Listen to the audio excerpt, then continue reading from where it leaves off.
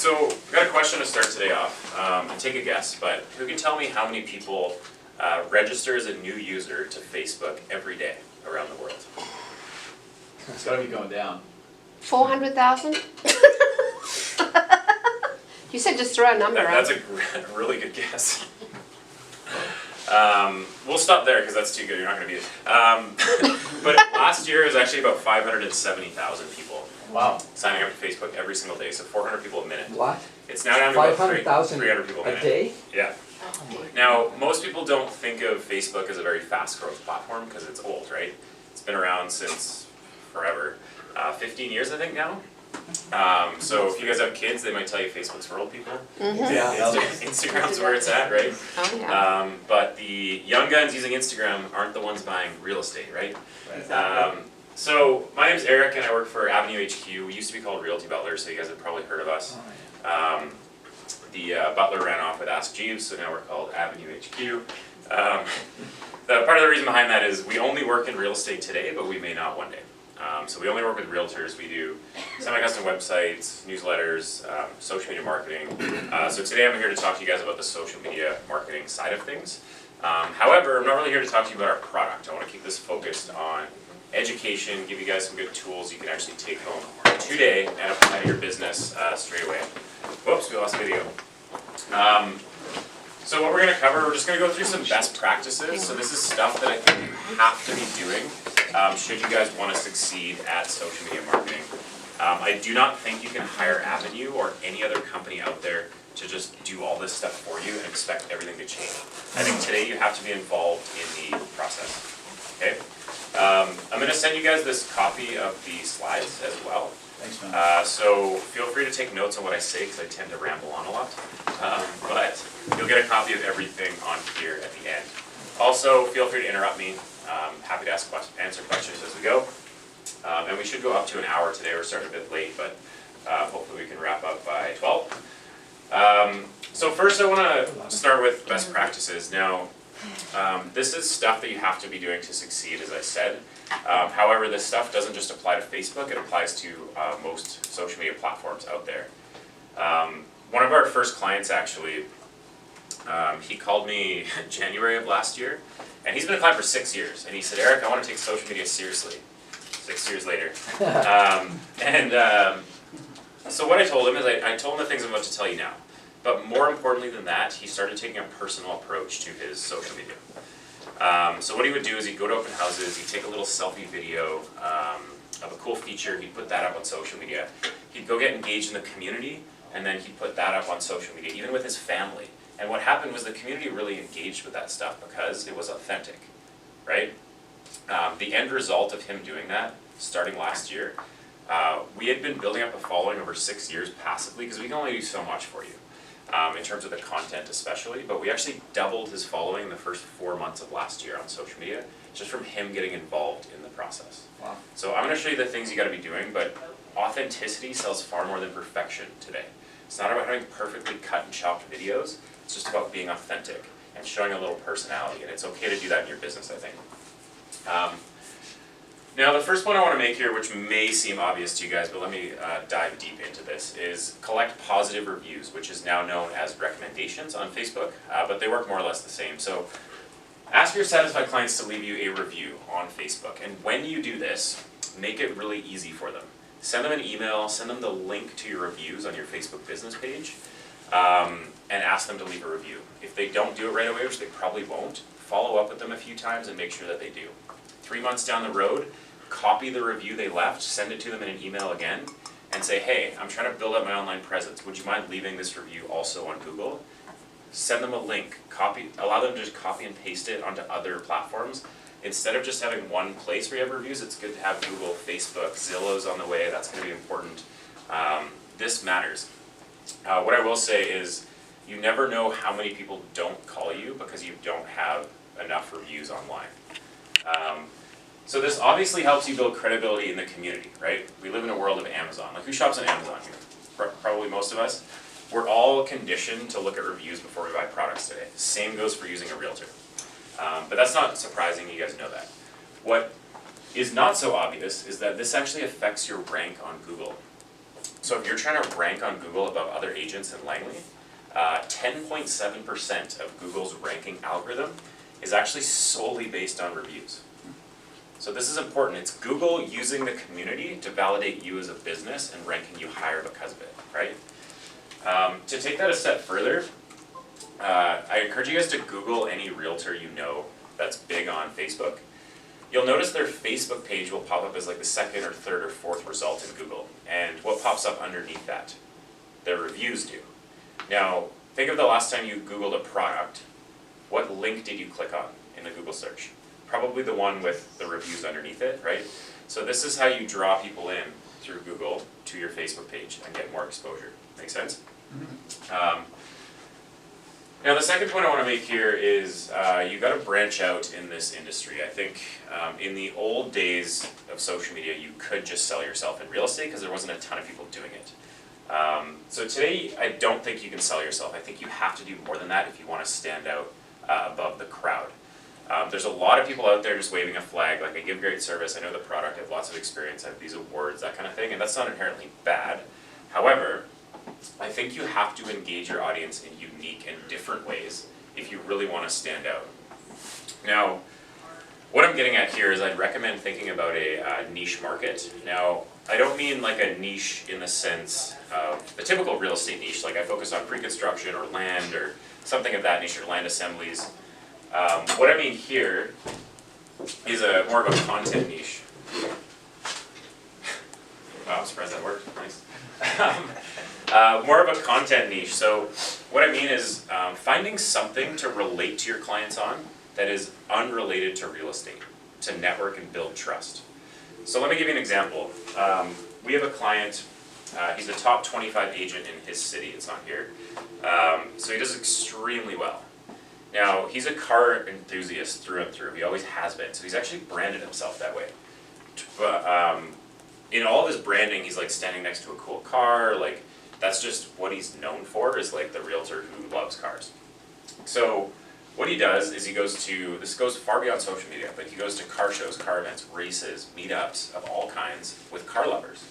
And he just networks, and people find out he's a realtor, and he builds trust with them, and then when they need an agent or they have someone that needs an agent, they refer to him. Now the reason I'm telling you that is because he told me last year 42% of his business came from that one niche, which I thought was crazy, just by networking in that unique area. Now I've seen people do this with sports, with pet lovers, with a number of different things. I'm going to show you another niche example later in this presentation. But if you have a passion, I think it's okay to kind of work that into your business somehow. Now, as a segue into my next point, part of the reason a niche works well is because it gives you a lot of content to post. Like you guys probably have witnessed this, but when you're posting on your Facebook business page and it's all real estate, it gets a little dry and people stop engaging with you, right? So having a niche gives you a lot more stuff to post. I'm of a belief that only one of every 3 or 4 posts should be real estate related. The others should be personal, engaging content. A good mantra I like to go by is seek not to sell people. People don't want to be sold, obviously, but seek to engage people on social media, and the sales will follow. So that brings me to my next point, which is it's really important to get social on social media, right? So make sure that you, so Facebook, like above, how do I say this? Like above any other platform, Facebook is made for starting a dialogue, really. It's made for starting conversations. So when people do engage with you as a comment on your post, it's really important that you actually comment back and keep that conversation going, because this is how you get your post to get more exposure. So let me explain. So when you have a Facebook business page, you have followers, right? Instead of friends. So that's what we're talking about here.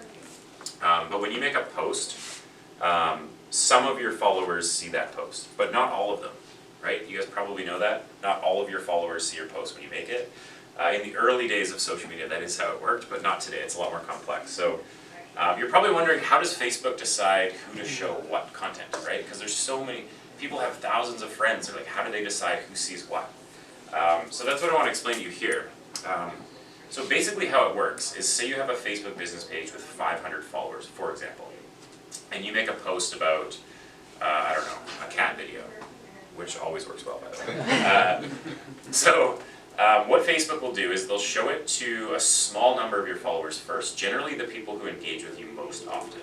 So that could be anywhere from like 20 to 80 people right off the bat. But for this example, let's say they show it to 50 people, right? So you have 500 followers, they show it to 50. Depending on how those 50 people engage with that post, their algorithm is going to make a judgment call on whether or not they should show it to another 50 people or not to show it to anyone else at all, solely based on the engagement that that post receives. This is their algorithm determining how to put relevant content in front of their users. So if those people comment and like that post, their algorithm will say, this must be interesting stuff, let's show it to another 50 people, see what happens. If they engage positively and comment and like and maybe even share, they'll say, oh, this must be really interesting stuff, let's show it to another 100. And then another 100. And this is how things go viral on the internet, is through engagement, right? So let me give you an example of this. Last year I just made a prediction about the Stanley Cup final. I said, Washington's going to beat Vegas 4-1. That's all I said at the beginning of the final series. And knowing that my friends would be really quick to tell me why I'm wrong. So it didn't take long. My one friend Corey, he commented on my post. Now, instead of commenting back and debating with him like I normally might, instead what I did is I said, interesting, what do you think about that? And I tagged my friend Sean. So you can tag a friend by doing the @ symbol and typing in their name, and then it'll notify someone else and bring them into the conversation. So then Sean, who loves to argue with me about hockey, commented, and then I commented, and then the other guy commented, and you get what I'm saying? We started a dialogue and kept the conversation going. Now, after about 28 comments, I'll never forget this. This guy, Patrick Wheeler, commented on my post, and I saw it for a second, I was like, Patrick Wheeler? Who the hell is that? So I guess it was someone I totally forgot existed that I had as a friend on Facebook. So it turns out that Patrick and I went on a study abroad in Sweden together 7 years ago. And I guess we met at a party, found out we were both Canadian, there was some beer involved. We had each other on Facebook, I guess. Never saw each other again, never talked again, never saw any of his posts for years, right?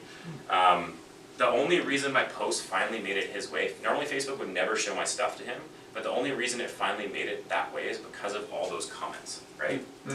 So what I am saying to you guys is, when you're making posts, always have in the back of your mind, are people going to engage with this? Can I start a conversation with this? This is why controversy tends to make its way around the internet, and you've probably witnessed that. I'm not saying go out there and be controversial. What I am saying is start a conversation, and you can be the expert voice in that conversation without making an opinion, right? And I've seen people do this really, sorry? Bringing other people in, you said the @ sign? I thought you just put name, that's it. You can just type their name now, yeah, and you can tag them. It'll do like a little drop-down box. So what I am saying is, everyone gets really obsessed on social media with developing followers, getting followers and likes, right? It doesn't matter, even if you build up a following of 1, 2, 3, 4,000 people, if you're not posting engaging content on a regular basis, you're not going to hit most of them most of the time, right? So that's the point I'm really trying to drill home here. And I encourage you guys to test this out. Like, for you guys, like, you don't want to be controversial, but you can start a conversation. Like when we did election reform here, the vote in BC, I did a post. I like to test this stuff out all the time, but instead of saying, oh, I'm going to vote for whatever, and taking an opinion, I said, okay, I got my ballot in the mail, what's everyone voting for and why? And you can do this in real estate with like all the changes in the marketplace. Okay, here's the update of the market, what's everyone think about this? And when someone comments, you can be the expert voice without taking an opinion and show your authority. And I think that's a good strategy. Nice. So this is how you get engagement and organic reach without spending any money on social media, right? This is how you maximize your reach within your current audience. Now, you can use this skill or tactic to just be popular on social media, or you can use it for your business to get more exposure. And this works the same on like Instagram as well, for any of you guys that use that.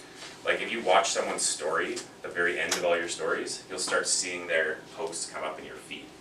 So this is social media platforms always trying to put the most relevant and new stuff in front of its users. So this is how you get engagement and organic reach. Next we're going to talk about ads. So this is how you reach more people within your current network. In order to reach other people though, you need to essentially be running ads on Facebook. So you can show an ad to literally anyone in the world who uses Facebook. You could pay to run ads in Russia, for example, if you wanted. Obviously, you just have to pay for it. So that's what I want to talk to you guys about here. Now, I just want to be very clear about what it means to place an ad on Facebook. In the past, online advertising was actually quite simple. You would basically purchase like 1,000 spaces on different websites to show your ad. And they'd show up on the right-hand side or the top, you'll remember this. Nowadays it's a lot more complex, so we operate in something called an ad exchange, which kind of works like a stock market on the back end. There's a supply and demand curve. So instead of choosing 1,000 spots to show your ad, what you're doing is you're choosing your audience first. So what type of person you want to see your ad, and then you're actually bidding against all the other marketers in your area to get your ad in front of that audience at any given point in time. So your ad could be more or less expensive depending on the time of day, time of week, time of month. Christmas is inherently expensive to advertise. Anytime a lot of bad news comes out about Facebook, people pull back their dollars and it gets a little bit cheaper. So I think it's just good to understand that at a fundamental level. Now, has anyone here placed an ad? Quick show of hands, a couple of you guys. Have you ever had it where it didn't spend all of your money? You said spend $100 and yeah, didn't spend all of your money. That's essentially why, is there was probably a lot of competition in the market at that given time and you didn't give it enough time to spend all of your money. And they were honest about it, sometimes. So yeah, I think it's just good to understand that. But let's actually get in and do this in real time. So just to be very clear for anyone that's newer to this, what does it mean to place an ad? Well, the second post, so this is my newsfeed here. The second post in your newsfeed is always going to be an ad. You might have noticed this already, but you see this sponsor here? That's an ad. So this is what's called a newsfeed ad. It's right in the middle of your newsfeed. A lot of times people don't even know it's an ad, and they tend to work better for that reason. We're more or less conditioned to ignoring the ones on the right, right? For that reason, they're like a quarter of the cost to put your ad here as they are to here. So this is my Facebook business page. Feel free to give me a follow if you guys want. It's Workshops by Avenue HQ. We do post up-to-date content on a regular basis for all things related to this. If you guys enjoyed this workshop, you can find my reviews on the right-hand side here. Feel free to leave me one. If you did not, my name is Nick. He's our guy in Minnesota. So one point I want to make here, just be careful with this. When you're setting up your cover photo, I see this mistake often. When you look at this on a phone, the edges get cut off about right there. Okay, so you can't see anything on the sides on a phone. Now, 85% of Facebook's traffic is mobile. So make sure you look at your Facebook business page on a phone and on a computer to make sure it looks good in each place. People are hiring you as a marketing machine, especially on the listing side, obviously, so I think that stuff is very important. Now, there's in essence two ways to run an ad. You can boost a post, or you can use the ads manager. Have any of you guys used the ads manager? You have? One of you? Okay. So most people, I'd say, thanks Matthew. Most people are only familiar with boosting a post. Now, boosting a post is easy. You go to make a post, you click on the boost button. Sorry. That's okay. And Facebook's going to give you some parameters in which you can target people with, your audience, right? However, it's extremely limited in what you can actually accomplish. So I wouldn't recommend doing it this way. It's a shortcut. Some people say it's like throwing away money. I don't agree with that. But you don't get nearly all of the features that Facebook Ads Manager gives you. So that's what I'm going to show you guys now, is the Ads Manager. How you get there is if you go to the top right of your business page. By the way, just so you guys know, I do webinars on this section of the workshop. So if this is a lot of information, when I'm done, you can have another crack at it on a webinar. So if you click on this button and you go down to Manage Ads, then it'll take you to your Ads Manager. For those of you that have never run an ad, it'll say Advertising on Facebook, and that just means you haven't given Zuckerberg your credit card yet. So click on that, and it'll allow you to either set up an ad account or choose your ad account. So mine's Eric Avenue. And then we're going to land in our Ads Manager. Turned it right down. That's okay. Vibrate button on the side. So, if you haven't seen this page, I know it's a little overwhelming at first, there's a lot going on. I'm gonna walk you guys through this start to finish. But the one important thing to note is there's 3 parts to any given ad on Facebook. And by the way, this is the most powerful ad platform on the planet. I think it's worth spending some time here. So there's 3 parts to any given ad. There's the campaign level, the ad set level, and the ad level. Okay? These 3 tabs. So the campaign is your goal or objective. What are you trying to accomplish? Are you trying to generate leads, drive traffic to your website, get people to message you, that kind of thing? The ad set, think of as your audience and your targeting metrics. So who are we targeting, how much are we spending, where's our ad going to show up? In the newsfeed, on the sidebar, that kind of thing. And then the ad is very simply, what does the ad look like? Text, photo, call to action button, the physical components of the ad. So if we want to create one, just hit the create button on the left and we'll start walking through this. Now, the first thing I'd recommend to you guys is just be very intentional about what you select here, because it actually changes all of your options thereafter. So for example, like a lot of agents are really quick to go for lead generation because we all want leads. If you do lead generation, towards the end, you'll actually get to create your own lead capture form. So this ad type, when you click on it, it pops up a lead capture form, and it actually fills in that person's information for you automatically with accurate information. They just have to hit submit if they want to submit their information. So it's a pretty cool ad type. If you're going to run one of these, you need a privacy policy on your website. Facebook will check that to make sure you're going to be responsible with their information. However, I wouldn't recommend running this ad type as the first ad that you run. People are very unlikely to give you their information the first time they hear about you. So unless you're an agent with a ton of brand awareness already, this could work as your second or third ad. But if you haven't done a lot of this and you're newer and people don't really know about you that well, generally you want to warm up an audience with different kinds of ads first. Some video ads, some property ads, like get your name out there a little bit and then hit people with the lead generation ad, and they're way more likely to actually give you their information at that point.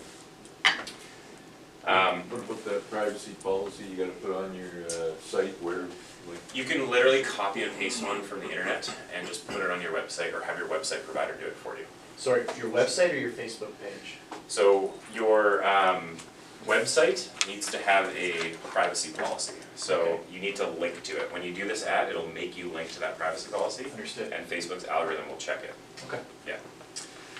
Now, if I want to do a messages ad, this is pretty cool actually. So when someone clicks on this ad type, it pops up a Facebook Messenger window with your business page and that person. So you can have an immediate dialogue with them as soon as they click on it, which is kind of cool. Even better than that, you can actually have Facebook automatically send them a brochure of information through that chat and give them clickable responses to respond back to you. So you could like send them a DORT. Are you looking to buy or sell in the next 3, 6, or 9 months? In the past, it would have been cooler without that there, but so you get the idea though. It's a really engaging way to connect with people right away. What I'm going to show you guys today is a traffic ad. So traffic ads are meant to be a link, essentially, to send people somewhere else. Generally for you guys to your website. Like an e-commerce store, you could send people to the App Store, for example, or an app developer. But for you guys, generally traffic ads, you're driving traffic from Facebook to your site. Now, the reason I want to show you this is because we've done a lot of research at Avenue, we've spent a ton of money on this stuff, and think of it this way, there's 3 ads you can run in real estate. There's obviously more than that, but there's 3 general ads people run. One is a free home evaluation. Click here for a free home evaluation. I'll come to your home and evaluate your house, and that's a seller lead gen ad. Then there's a buyer lead gen ad, which is check out all the beautiful homes in Langley. Check out all the beautiful condos in Langley. Click here. And then they go to your website and you capture their information, right? So that'll be a buyer lead. The third ad type is just advertising one of your listings. Now, we've have a ton of data on this, but advertising your listings is the best way to advertise yourself. People are naturally drawn to real estate and way more likely to click on an ad about a beautiful home or condo than they are to engage with an ad about a home evaluation or a property search by like a long shot, or even a promotional ad for yourself. So if you have listings, use them to market yourself. If you don't, ask a colleague if you can spend some money advertising theirs. Usually they're more than happy for you to do that, to try to pick up a buyer, especially because we can't double end a deal today. It makes even more sense. So that's what I'm going to show you. Now, you can't host all the listing information on one Facebook ad, so you want to send them to your website where they can find out more, right? Now, yeah. So what is the purpose of awareness and conversion, or what stage do we need that? So these are more for e-commerce. Okay. So like people selling products online. I would stick to these ones, yeah. Brand awareness, yeah, you can do brand awareness as well as one of the first ads. It'll just give you a lot of different places to put your ad and for cheap. But I would recommend generally traffic ads. So one caveat with this, if you're running traffic ads, just make sure you have an up-to-date modern website that's mobile responsive. Like Facebook is predominantly a mobile platform. So if your website's outdated and doesn't actually conform to a phone well, which a lot of people's don't, this isn't going to work nearly as well. So you need like,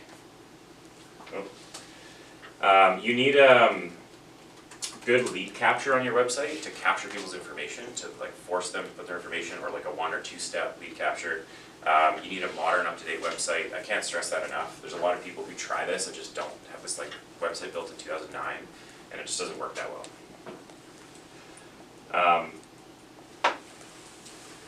Okay, so now we're onto our ad set. So this is where things get interesting. So right away, for me, it's going to default to targeting everyone in Canada over the age of 18. And our potential reach here is 25 million people. So what this means is there's 25 million Canadians over the age of 18 in Canada who we can potentially target with this ad, right? Obviously, we want to narrow that down. We don't want to target everyone in Canada. This doesn't mean everyone in Canada will see it. It means only if you spent enough money could they see it, okay? Now the first way you can narrow your audience is by location. So does anyone have the postal code here, or the first 3 digits? B2Y. B2Y. B2Y, okay. So there's 3 ways you can target people in terms of their location. So when I'm doing this, it means like people in that location using Facebook could see your ad, right? So you can target a postal area. The other thing you can do is target a city. Give me a city, someone. Langley. Okay, we'll just do Langley. That's a good one. It's a good one. Think about that one, so I just wonder Yeah. what it's like. So you can do a city, so say we do Langley. Now, you'll notice it's going to do a radius around central Langley, right? However, you can shrink that radius and make it bigger. You can also just do the city limits of Langley by doing current city only. Now it's just the city limits of Langley, right? So pretty cool. So 99,000 people we're at now. This is just people over the age of 18, right? The third way you can do this is you can actually do an exact address of a listing. So you can punch in an exact address and do a little radius around it. Those are great for open houses. Get all those nosy neighbors in the door. So exact address, or you can just drop a pin wherever you want. So I could take a pin here and I could just drop it on Surrey and do in and around Surrey as well, right? Those are too close, maybe we'll do, say, the Burnaby or something. And then you can adjust your radius, say like I wanted 5 miles. If you set up a new account, yours will be in kilometers, mine is not. So yeah, now we're at 640,000. So one important thing to note, especially for you guys, I think being close to the highway, is what this means currently is just people in those locations currently. So anyone driving down the highway here, Highway 1, who's like from Whistler on their way to Kelowna and is not relevant to you, using Facebook in their car when they shouldn't be, could see that ad. So this is everyone who's currently in this location. A better way to do this, and what I would recommend actually, is just target people who live in the locations you're targeting. So if you're targeting Langley, you can just do people who live in Langley, right? If they were just passing through, if they don't have their location services on, does it still get to them or not? No, but most people do. Most people have it on. Yeah, very You few don't know to people. turn it up. If you don't have your location stuff on Facebook, like, you won't get very relevant ads or anything. And I'd say most people aren't savvy enough to turn it off, but some people do. So, yeah, that knocked off like 100,000 people right there. So, just targeting people who live in the locations I think is a good idea, especially in like Vancouver and stuff where there's a lot of commuters. It's just a far more consistent way to target people, because obviously people move around a lot, but they don't change where they live a lot. So, next is age and gender. Now, obviously use your judgment with age, like who's your audience, what are you selling? That obviously would tell you the pretty clear story of who you want to target. Like your $3 million mansion, you probably don't want to sell to 18-year-olds, so you could limit it to 25 and up. Usually we start at 25 and up, but if you have a more expensive home, then you could make it a little older.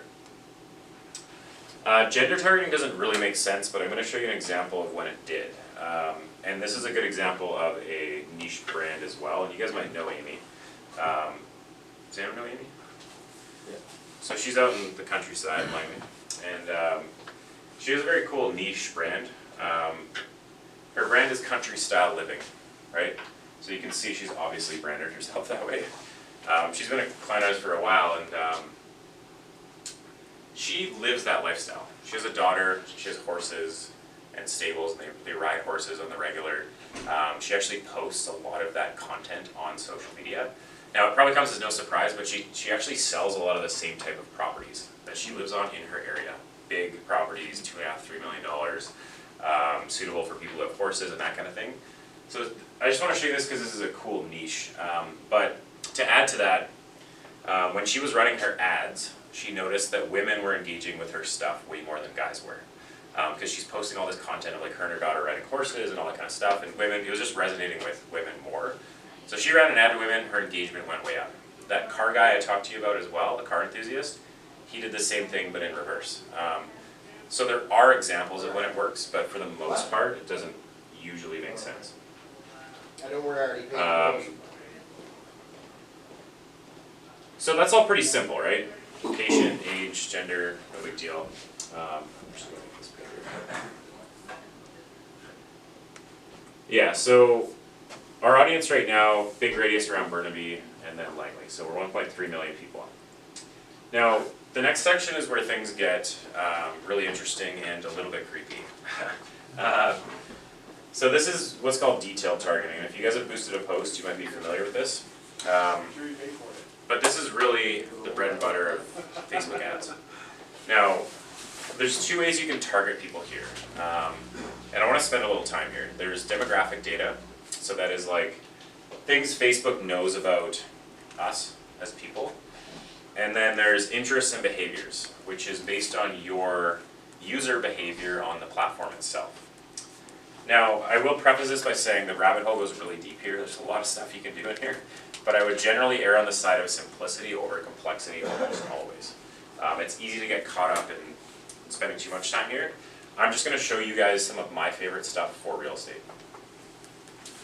So, in demographics, you can target people that have been through certain life events recently, such as people who have recently got engaged, for example. You can also target people who have children, so parents. You can also target parents who have kids of a very specific age, so like brand new parents, parents with kids under 6, that kind of thing.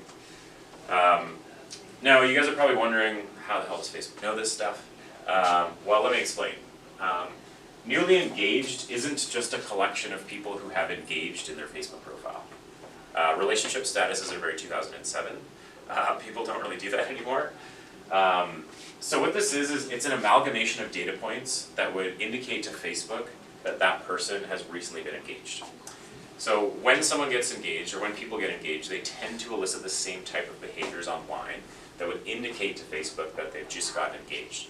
So they might start looking at wedding planners, wedding photographers, wedding locations, tuxedo rentals, dress rentals, all that kind of stuff that would indicate pretty obviously that they recently got engaged. Parents, same thing. Expecting parents might be looking at like books on how the hell do I raise a child, or cribs or whatever other baby products you need when you're expecting a child, right?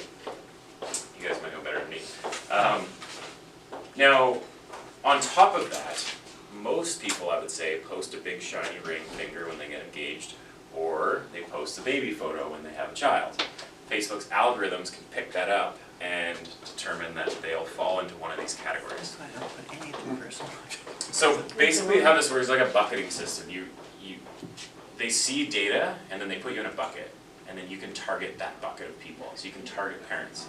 I think these are relevant for real estate because obviously parents might be looking to upsize. So next is interests and behaviors. Now, think of it this way, anything you do on Facebook, you're giving marketers tools to market back to you, right? So when you like a page or you comment on a post, you're constantly being put in these little buckets of being interested and not interested in different things based on your user behavior. So for example, Amy, if she had a property with stables that was suitable for someone who had horses, she could target people who are interested in horseback riding, right? Most people who ride horses like pages related to that, equestrian events, product companies related to that kind of thing. If you had like a lakefront home with a dock, for example, you could target people who are interested in boating. Well, you'd probably want to sell that to someone who's interested in boating or has a boat. Most people who have a boat like pages related to water sports. They like maybe they like their boating manufacturer's page that would indicate that they're actually interested in boating. I ran an ad a little while ago for someone in Kelowna targeting people who are interested in wine and are wine enthusiasts. So these would be people that like wineries pages have expressed interest in maybe sommelier type pages for wine tasting, right? Now the reason I did this is the home that we were running an open house ad for had a beautiful wine cellar, like an amazing wine cellar. Now, I'm running this ad to all the people in that very hyper-specific local area, it was in West Kelowna, for this open house, targeting everyone who loves wine. Now, I know that's a lot of people in Kelowna, for sure. But the point of this ad is not to try to find a buyer. The point of this ad is to try to get all the nosy neighbors that like wine to come check out this really awesome wine cellar so that I can start a real estate conversation with them. That's it. We don't actually obviously want them to be the buyer of that home. But we just want to get them in the door and start that conversation. And when I'm targeting people, that's what this is really all about. So I hope that paints a clear picture of what I mean. Now, there's one thing I want to be very clear about. What this means is someone who fits the above criteria, so lives in one of these areas, is 25 and over, is either a parent or is interested in boating. This does not mean and. Okay. If you want it to be and, you have to delete one of them. So say I delete boating, and you have to click narrow audience here. Now, narrow audience will bring up the same field, and I can put in boating below. Now we were at 300,000 before, so watch how small we get. Now we're at 18,000 people. So that's how you narrow your audience in a really specific way. So if you're like, I got a family home on a lake with a dock, only parents that like boating need to see this. That's something that you would do. So that's how you narrow your audience. You can also narrow it further. So if I want to do parents who like boating, who also like cats, 9,400. So there's a market for that. So you can keep narrowing it further and further and further if you have something very specific. You can also exclude people. Some realtors want to exclude other realtors. Maybe they want to not show them what kind of advertising they're doing. Maybe they don't want to spend their money on getting their ad in front of their agents, assuming that they would be up to date on what's on MLS. So there's a few ways you can do this. Like, do any of you follow Remax's page, for example? Yes? Oh. What?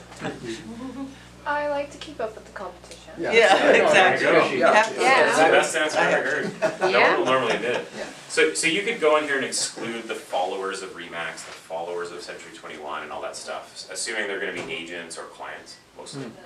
But you might want to take those clients, so that's not maybe the best way. You could go in here and you could put real estate agent, right? And it'll pop up real estate broker is an interest, real estate agent broker is a job title, real estate agent salesperson. The problem with this is everyone calls themselves something different. I'm a real estate specialist, realtor, broker, advisor. A better way to do this if you do want to exclude agents is you can exclude a common interest agents have, such as real estate coaches. So people who are interested in Brian Buffini and Tom Ferry, for example. So these would be people who follow their page, really. And in there, you'd probably exclude most of those people would be realtors, I think. Does that make sense? Oh, absolutely, it does, yeah. Cool. Yeah. So now you can save your audience and easily reuse it later. You don't have to do this every time. What I would recommend, create a general audience, like say Langley 25 and up, use that most of the time. If you have a property that warrants this type of specific targeting, then you can go in and do this, because every property is going to be different, and you don't want to be this specific all the time. So next is placements. So this is where your ad shows up, on the right-hand side in the feed, that kind of thing. There's a lot of places Facebook likes to show ads, as you know. They're all listed here. So they're going to recommend automatic, but I don't recommend that. That's just what they want because it gives them more real estate. So starting at the bottom here, like you can run ads in Messenger, in the Audience Network. Instagram ads are run all through here as well, and also a bunch of places on Facebook. What I'm going to recommend to you guys is actually delete most of this. No one likes ads in the middle of their messages. Audience Network is third-party companies Facebook is partnered with that can show your ad, okay? So, for example, any app you log into with Facebook with, your ad could show up on that app. You have no control over how it looks or anything.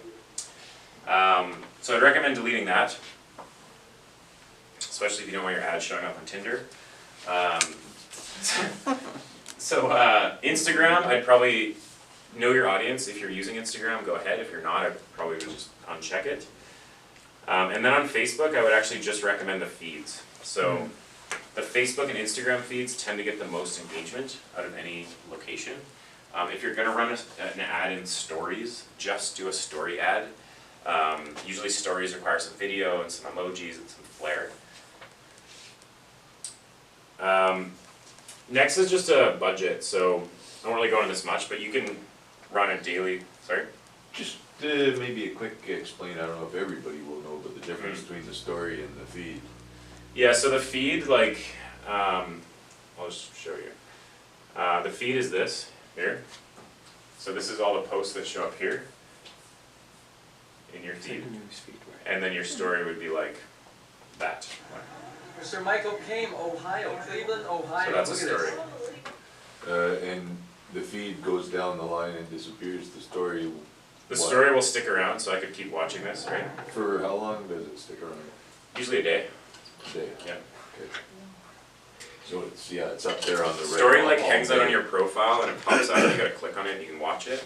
Feeds, it shows up in their news feed like this. Yeah, stories are more popular on Instagram. People don't use them that much on Facebook. Okay. So in your budget, you can run a daily or a lifetime budget. You can spend X amount per day, or you can spend X amount between a start and end date. So say we're running an open house and we want to run our ad from today until, say the open house starts Sunday at 2. So we want to run the ad until 2 p.m. Sunday. So as soon as we set our budget, Facebook is going to estimate your results, okay? So say I spent a budget of $50, Facebook's going to estimate our results. So we're going to reach 462 to 1.4 thousand people per day, and we're going to get 6 link clicks to 36 link clicks. And you're probably like, gee, thanks Facebook. That's like Shaw telling you when they're going to come install your TV. It's like, oh yeah, we'll be there 8 to 8 somewhere in the day.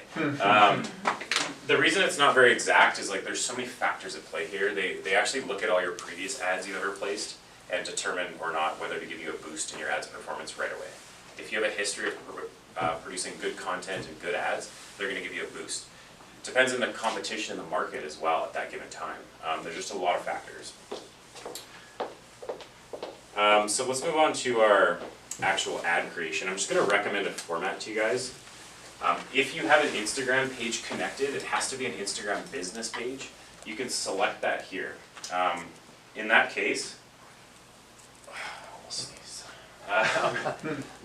So in that case, your ad will run on Instagram as your Instagram business page. If you don't select it, it will run on Instagram. It'll just run as your Facebook business page, right? So what I'm going to recommend as far as a format is just do a single image for your ad. The reason is when you do a single image, that whole image becomes a link, and anywhere people click on that image, they will actually go to your website as a result. If you do like a photo album, which is really tempting when you do a lot of nice listing photos, people click on the photo, it'll make the photo bigger, and they'll scroll through it, and then exit out and go on with their day, and they stay on Facebook. The goal of this is to send them to your website, somewhere you're in control of. You never want to send them to like realtor.ca or anything like that. Yes? What do you think of the carousel one? Carousel ads are for multiple products. Each carousel has a different call to action. So you could run a carousel ad for like 5 different listings, but it's not for multiple photos. Because what we did is for an open house thing is we did it all for the same listing, but just used different For each photo. photos and still had it all as the same link. So Yeah, so I'd say that's an incorrect usage of carousel. okay. It's generally meant for totally different things. Yeah. For if you're doing just one listing, I'd just do a single image and do like the most enticing image. Okay. So like if the place had a dock, maybe like a photo of the place with a dock or something. Carousel ads you could do if you're doing a general ad for multiple listings, but generally it's not for one listing. Hope that makes sense. So you could do collection for a bunch of photos if you wanted as well. So at this point we're just building our ad. I'm just gonna roll through this pretty quickly for the sake of time, but you basically choose your photo, and as I go through this, Facebook's gonna give us a preview of what our ad's gonna look like on the right hand side. So I'm gonna recommend a format to you guys. You wanna keep everything important at the top. So say Sunday 2 to 4 p.m. 123 Fake Street. $1 billion. Sure. That's a good You listing. need a realtor? I like to do this, something like this with emojis, where you can do your phone number and email, even something like this. So then you can kind of, one thing you can do is put the MLS description below. Everything above where you have to hit see more to see anything else, because to be frank, no one does that. So you want to keep everything important up top. Then in here you enter the URL where you want this link to go. So that would be the exact listing on your website. The headline appears here, so you can kind of customize all the little information, the call to action button. And when you're happy with your ad, make sure it looks good everywhere you decided to place it. So you can see what this looks like on Instagram. You can see what it looks like on a mobile device on Facebook. So you can make sure it looks good everywhere. Now, you guys are probably wondering, okay, that's cool, but what does this mean in actual context? So that's what I want to show you here. Yeah, so this is one client of ours for 1 month of advertising. I've chosen this example because it's actually a very average example. This is not an extremely good one. This is totally achievable results. So in this highlighted section is a summary of the advertising we did for them for 1 month. In there is about 15 to 20 different ads, all around similar to what I showed you. They're all like just listed, price reduction, open house ads, so property ads. But I just want to show you how effective this can be. So we spent about $100. We reached 3,754 unique individuals. So reach is how many unique people saw it. Impressions is always higher. Impressions is how many times it was seen. So impressions is 12,524, which means on average for everyone who saw one of their ads for that month, they on average saw 3.34 of their ads for that given month, right? So that's the frequency. But the results, the important part is the results that we got for that. So we got 1,116 people clicking on their ad and going to their website as a result. So over 1,100 link clicks for $100. Think about what $100 gets you in the mail-out world. Maybe 250 mailers out the door, a few website visits if you're lucky. I think this is a very scalable approach. So that gives us 9 cents per click. It's a very cost-effective and scalable way to advertise yourself. Part of my goal of today is to help you guys understand Facebook advertising at a fundamental level, because what I've noticed is that a lot of people are hesitant to spend the money on social media marketing, but I have noticed a trend, and that is the people that do spend the money on it and do it properly don't tend to stop, because it does work. You can get a lot of leads out of this if that's your goal. Facebook advertising, social media advertising is more of a quantity game. This is obviously very cheap, right? But there is no qualification process. So a lot of the leads you will get may not be of the best quality right away. So there'll be some gems in there for sure. But this is different. I want to make the distinction between Facebook ads and Google AdWords. Is anyone running Google AdWords? A little bit. So Google AdWords average in real estate's about just over $2 per click, whereas this is 9 cents. Now that's not a bad thing. Google AdWords is great. The difference is when someone searches homes for sale in Langley and you pop up in the Google search as an ad above the search, and they click on it, immediate qualification. You're a realtor, they're looking for homes in Langley, boom, right? You don't have that here. That's why it's a lot more cost effective. I think both are very important. This is better for brand awareness and quantity. Google AdWords, you don't really get that brand awareness at all, but you generally get more qualified leads, let's say. Does that make sense? I think both are important. So do you have any questions about that? So you guys are probably wondering this question, which is, why am I here at the end of the day? How does Avenue actually help with this? So like I said, I don't really want to go into this much right now. Like if you guys are interested at all, what I'd recommend is book a demo online with us. I will send you all the resources you need for that. But it's like a 30-minute session. We'll share a screen with you. You can be in your pajamas from home, and we'll show you all the moving parts of our product, because there is a lot of pieces to it. Then you can make an educated call on if it makes sense for you. But I'll give you a really, really quick summary. We basically do 3 things. So we build beautiful semi-custom websites. They're all different. So like we have a few clients I brought up here. Rob, Kyle. So you can see, you saw Amy's, like, it's a really cool part of our product. They're all different, they're all unique. We don't do cookie cutter anything. So if you're looking for a brand forward site, that's kind of what we specialize in. We can automate a lot of your advertising for you. So we can do your Facebook ads on all your listings automatically. We can do Instagram ads as well. We can do your Google AdWords. We can also do a little bit of Facebook content to help take some of the load off your plate. But that being said, I think it's important that you be involved in the process as well. I don't think we can do everything for you. Like I said, it takes a certain amount of personality today for this to really work, and that's really what you should be doing. It's hard to have a company do that for you. We also write and send out monthly newsletters, digital newsletters. So we put a structure together with you in the beginning, and then every month we'll put your updated listings, updated market stats, updated local events and articles. You can move it all around and customize it a little bit and make it your own before we hit send. But that's one of those things where the ball just gets dropped, so we help try to pick that ball up for you. Now, the cool part is we're not even that expensive, I don't think. We start at $89 a month if you just want a website. There is a $200 setup fee here for just the website. For the Grow and Accelerate, they include the advertising and the newsletter. Accelerate's just a little more aggressive. There's no setup fee on these packages, and the best part is we don't have any contracts. We think you should be a client because you want to be, not because you have to be. We think that's silly, so if it makes sense for you and it's working, great. If it's not, we're not going to try to keep you around. As a thanks for having me today, though, you're all going to get $100 off just your first month, not forever. If you want to give us a try, I'm also going to do a business card draw, which is why I have this bowl here, for $200 off. So one of you would be able to get to try us out for $200 off your first month and see if it makes sense for you.